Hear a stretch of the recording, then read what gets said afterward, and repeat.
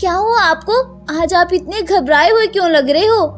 मीनू शेरनी के ऐसा पूछने पर सिम्बा उसे पूरा सपना बताता है। ये सब सुनकर मीनू शेरनी सिम्बा से बोलती है, अरे महाराज, आप इतना परेशान क्यों होते हैं? हम दिन भर जो भी देखते या सोचते हैं वही सब हमें रात में सपनों के रूप में दिखाई देता है। कुछ नहीं होगा, आप आराम करें और ये सपनों की दुनिया का भूत अपने सर से उतार दें। मीनू शेरनी सिम्बा को दिलासा देती हुई ऐसा बोलती है। नहीं तो उसको भी ये सब मालूम था कि सिम्बा शेर का सपना कभी गलत नहीं होता, लेकिन फिर भी वह सिम्बा शेर के मन को शांत करने के लिए दिलासा देती है। सुबह होती है, जंगल में सब कुछ नॉर्मल था, लेकिन तभी एक गाय सिम्बा के पास आती है और बोलती है, महाराज महाराज, रात में हमारे जंगल में एक रूप बदलने वाला शेर घुस आया है।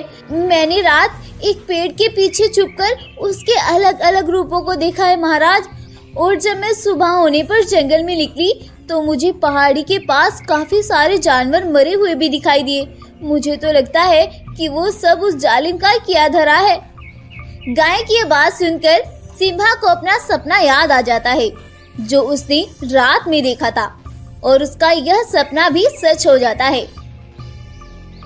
गाय यह बात कहकर वहां से चली जाती है और वह दोनों पति पत्नी सोच में पड़ जाते हैं कि कैसे उस जालिम से निपटा जाए। इसी तरह से एक दिन बीत जाता है और उधर उस जालिम शेर का कहर जंगल में बढ़ता ही जा रहा था और सिम्बा बेचारा जंगल वासियों के लिए परेशान हो रहा था। अब वह बेचारा पूरी रात बिना सोए ही गुजार देता है ताकि फिर से वह कोई ऐसा सपना न देख ले। बस इसी डर से वह पूरी रात नहीं सोता। सिम्बा पूरे जंगल में उस दानव शेर को तलाश करता फिर रहा था। इधर सिम्बा शेर जंगल में उसे तलाश कर रहा था, उधर वह रंगीन शेर सिम्बा शेर की गुफा पर जाकर मीनू शेरनी का कत्ल कर देता है और वहां से भाग निकलता है। शाम होने पर जैसे ही सिम्बा शेर अपनी गुफा पर वापस आता है तो वह देखता है कि उसकी गुफा पर काफी सारे जानवर जमा हुए हैं और मीनू शेरनी खून से लथपथ पड़ी हुई है। ये सब देखकर सिम्बा को बहुत दुख पहुंचता है और वह गुस्से में आकर जानवरों से पूछता है, अरे किसने किया है ये सब? मेरी मीनू को किसने मार डाला?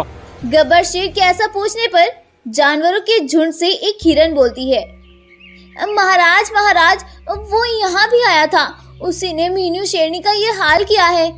कौन आया था यहाँ और मीनू का ये हाल किसने किया है? अरे अरे महाराज, वही दुष्ट शेर जिसने जंगल में आतंक मचाया हुआ है।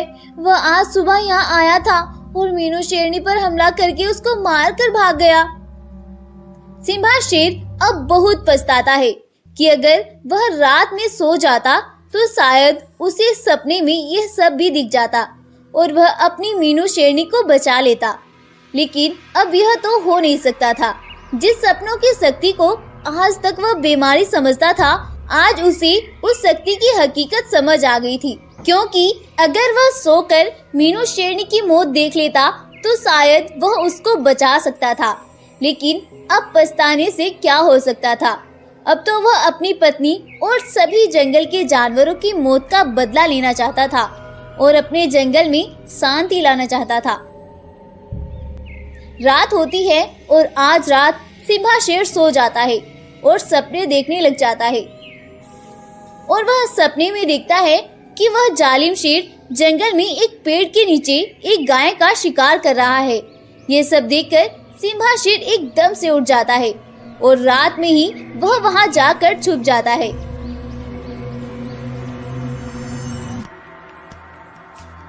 सुबह होने पर जैसे ही वह जालिम शेर वहां पर आता है तो गब्बर शेर तुरंत ही पीछे से उस पर हमला कर देता है और उस जालिम शेर को वहीं पर मार डालता है। इस तरह से गब्बर शेर अपने सपनों की वजह से उस जालिम शेर का खात्मा कर देता है और ये कहानी भी यहीं पर खत्म हो जाती है। तो दोस्तों, इस कहानी से हमने सीखा कि ऊपर वाला जो भी हमारे लिए करता है उसमें हमारा कोई ना कोई फायदा होता ही है, इसीलिए हमें कभी भी ऊपर वाले की दी हुई किसी भी चीज को बला या परेशानी नहीं समझना चाहिए। क्या पता आगे चलकर वह हमारे किस काम आ जाए। दूर पहाड़ों के बीच एक घने जंगल में बहुत से जानवर रहते थे। उन सभी जानवरों का राजा एक बब्बर शेर था। बब्बर शेर बहुत ही शक्तिशाली और रहम दिल का था। वह अपने जंगल के जानवरों का बहुत ही अच्छे से ख्याल रखा करता था। इसीलिए जंगल के सभी जानवर भी राजा बब्बर शेर की इज्जत किया करते थे और उसे ही अपना मसीहा मानते थे। और जब भी जंगल में कोई मुसीबत आती तो राजा बब्बर शेर झट से उस मुसीबत का खात्मा कर देता था। हालांकि वह अब बूढ़ा हो चुका था, लेकिन फिर भी वह किसी भी बड़ी मुसीबत से घबराता नहीं था और अपने जंगल की पूरे दिलो जान से रक्षा करता था। राजा बब्बर शेर के दो बेटे भी थे जो कि दूसरे जंगल में रहते थे और अपने बाबा से आए दिन मिलने आते रहते थे।